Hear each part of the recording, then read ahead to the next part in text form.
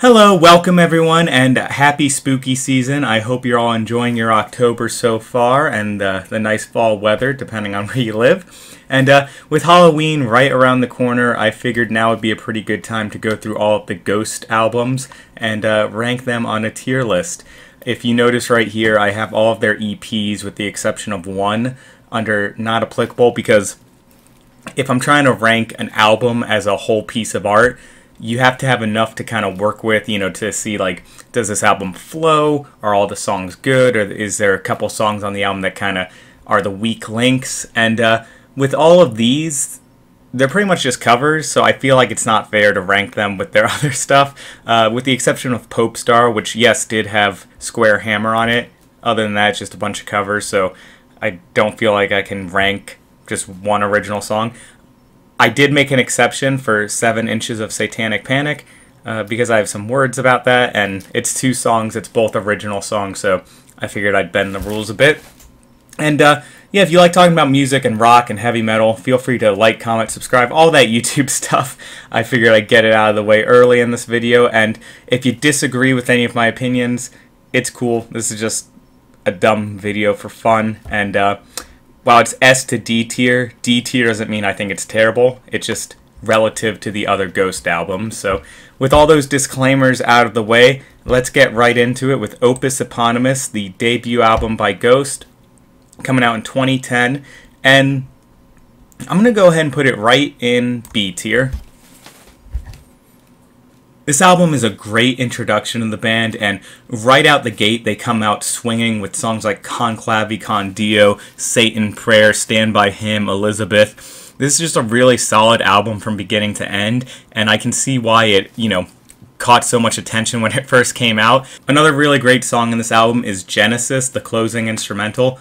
Genesis the song and Genesis the band both kick a lot of ass. And unlike some of Ghost's later albums, I feel like Opus Eponymous is pretty consistent throughout from beginning to end. I don't think there's like a lull in the album or, a couple songs that just kind of feel a little out of place. Every song here feels like it fits, and it's not very long. It's only about 35, 36 minutes, so you're in, you're out, and you're left wanting more, which is always good for an album. I would always rather listen to an album where you want more as opposed to an album where you feel like it goes on for a bit too long.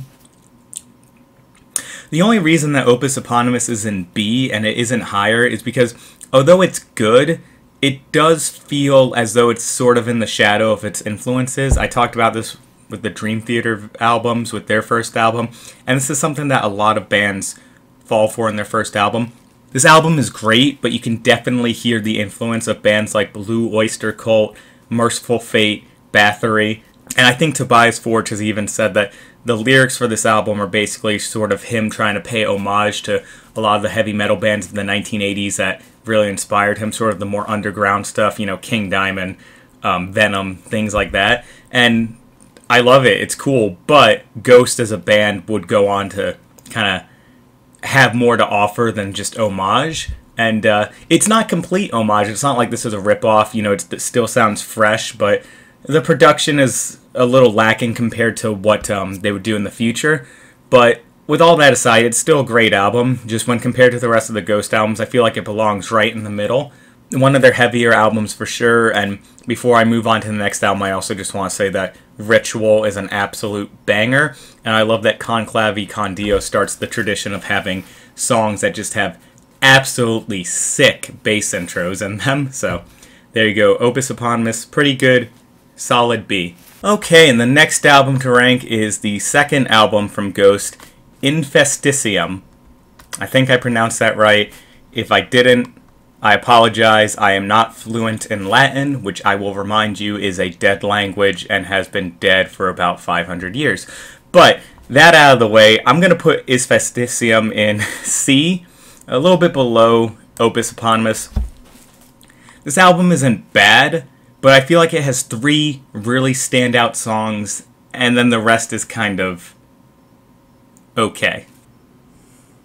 Per Aspera Ad Inferni, Gigolo Harmagito, and Year Zero are all absolute bangers. Year Zero is easily one of the best songs Ghost has ever done. Those other 2 songs are also great, and I think those 3 songs combined are kind of the highlights of this album. And it's not that the rest of the album is bad, I just feel like the rest of the album is fine. It's lacking some of the energy that the first album has, and I feel like they're trying to expand their sound, but they're losing some of the aggression that they had on that first album. Songs like Body and Blood, Depth of Satan's Eyes, Monstrous Clock, they're fine, but I wouldn't, I think they pale in comparison to songs like Year Zero, and honestly I feel like they pale in comparison to a lot of the songs on the first album. I feel like I might be coming down a little bit too harsh on this album, because I don't hate it by any means. I don't hate any of Ghost's albums. I think they're all pretty solid, but if, for the sake of this video having to rank them all, I can't say that I like it better than Opus Eponymous, so I'm going to put it right down there and see. One little side note though, I absolutely love the artwork, which is a reference to Amadeus, the movie from 1984, and I also love the artwork of the original album, which I believe is a reference to Salem's Lot, a late 70s TV movie based off of a Stephen King book. It could also be a reference to the Nosferatu remake from the 70s. I forget which one. But I just really appreciate that a lot of the artwork for the early Ghost albums is referencing classic movies and classic horror movies. It's really cool when you catch it, and I always love when musicians are also avid movie fans, because I feel like I have a kindred spirit in them when I realize that. So anyway, that's me rambling about that. Yeah. Mike Portnoy from Dream Theater is another massive movie nerd, so there that is. But one last note about Infesticium. I feel like they were expanding their sound a bit. They were trying to add in more choir, more of an epic feel, more of a cinematic feel, speaking of movies. But they just weren't quite there yet, because they lost some of the heaviness on their first album. But in that growth, in that kind of growing phase that they were in this album, they were getting closer and closer to the sound that would define their next album, Meliora, and all the experimentation in Infesticium pays off in Meliora. I'm just going to go put it in S tier, because I don't hesitate in saying that this is their best album. It is absolutely incredible. Every single song is an absolute banger. They take the metal aspects they had on their first album and they ratchet them up. The guitar tones sound so much heavier, and they still keep a lot of the choir, a lot of the keyboards adding more lushness to their songs, and they just, I think, made something really special with this album. You have songs like Absolution and From the Pinnacle to the Pit, which are just super heavy but still really easy for people to sing along to.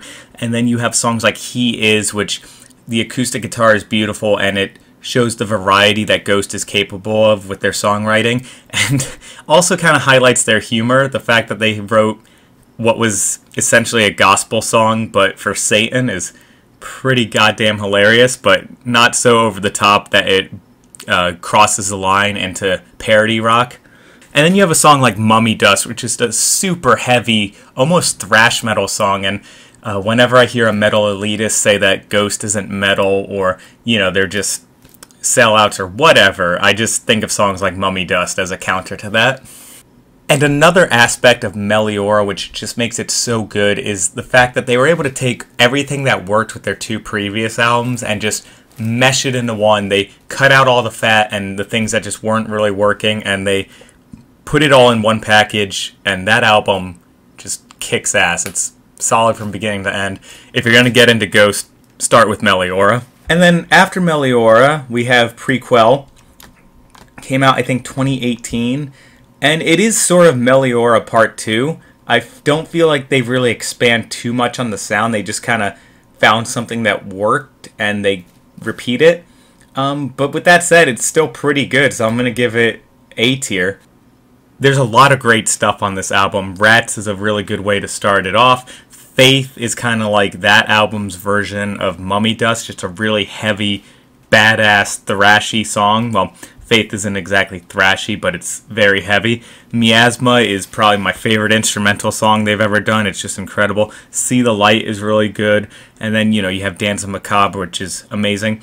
I feel like the album takes a little bit of a dip in the back half of it. You have songs like Pro Memoria and Witch Image, which they aren't bad, but they're just kind of yeah, they're okay. But then the album sort of picks up again with the second instrumental song, which I'm not even going to try to pronounce. And then it ends really nicely with Life Eternal. So, yeah, I think Prequel is just a really great album. It has a little bit of a lull. So, earlier when I was saying that Opus Eponymous is very consistent and every song is just good, if I was just going by consistency, I'd probably put Opus Eponymous up in A and Prequel down in B. But I'm gonna keep Opus Eponymous in B and Prequel up in A because although Opus Eponymous is more consistent, I don't think it reaches the heights that Prequel does. You know, and the lows in Prequel I think are still good. You know, those two songs aren't terrible by any means. They're just not my favorite songs, and I think they sort of are the weak links on the album. But yeah, Prequel, really solid from beginning to end. Miasma is just an absolutely incredible instrumental song, and I love that they still are not afraid to have instrumental music on their albums. I always love when bands do that, so yeah, Prequel, A tier.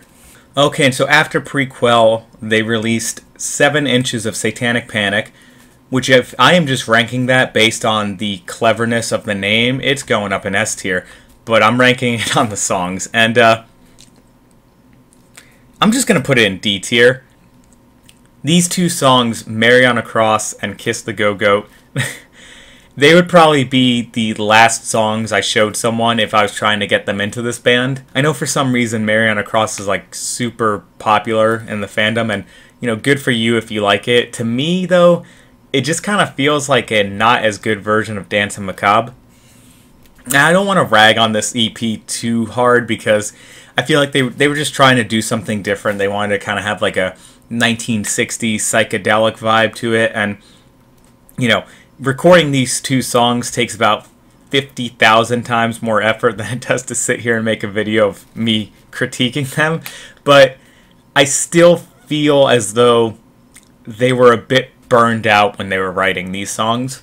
And as a musician, I empathize with them being burned out because, you know, especially with today's industry, Instagram, TikTok, Facebook, YouTube, social media, Spotify, all these things, you have to just keep churning out music and churning out content, or else the algorithm is going to just think that you are not worth its time. And, I mean, if you look at all these albums they put out and all these EPs over the course of, 6 years, that's a lot of output. So it only makes sense that they're going to have a couple songs that just aren't as good as the rest of them. And so, for me, I think this album is, or this EP, I should say, is sort of, You know, they put something out so they could stay relevant, but I don't think it's anything spectacular. You know, if you're going to get into this band, definitely listen to the full-length albums, I think. But you know what? If Mary on a Cross and Kiss the Go-Goat are the songs that got you into Ghost, then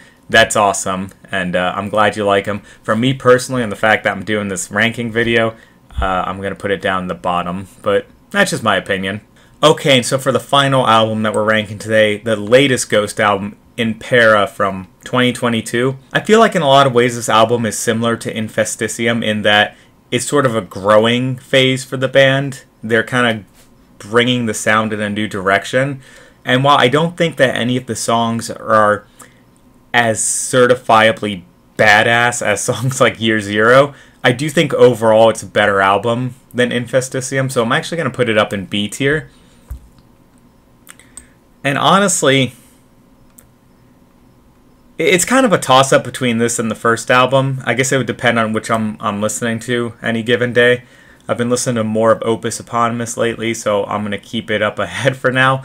But they're both really good albums, consistently good from beginning to end. But both of them I feel as though don't quite reach the heights of Meliora and Prequel. Songs like Kaisarion, Hunter's Moon, Call Me Little Sunshine, and Watcher in the Skies are all really good.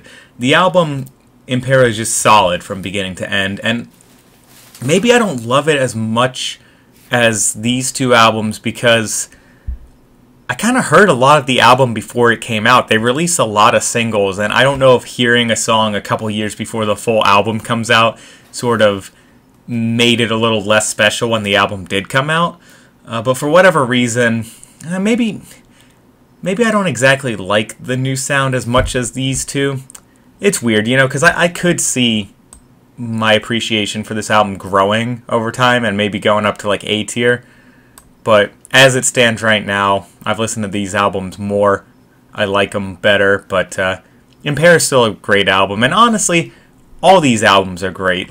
I have Infesticium down D tier, but that's just compared to these other albums. And Ghost has a really solid discography from beginning to end. They don't have any duds, I think, with the exception of maybe this, which, like I said, that's just 2 songs, so doesn't even really count. You could probably put it down in not applicable.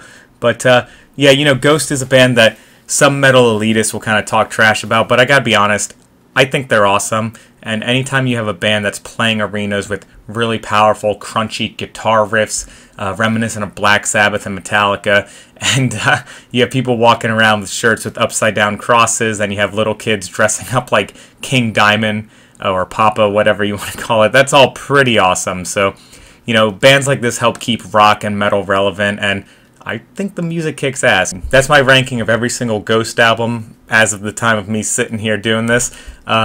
What are your favorite Ghost albums? Let us know below. And if you like this video, don't forget to like, comment, subscribe, all that YouTube stuff. I know it's a cliche to ask, but it really does help the channel grow, so I appreciate it. And hope you enjoy your Halloween. Thank you so much for watching, and I'll see you at the next video. Peace.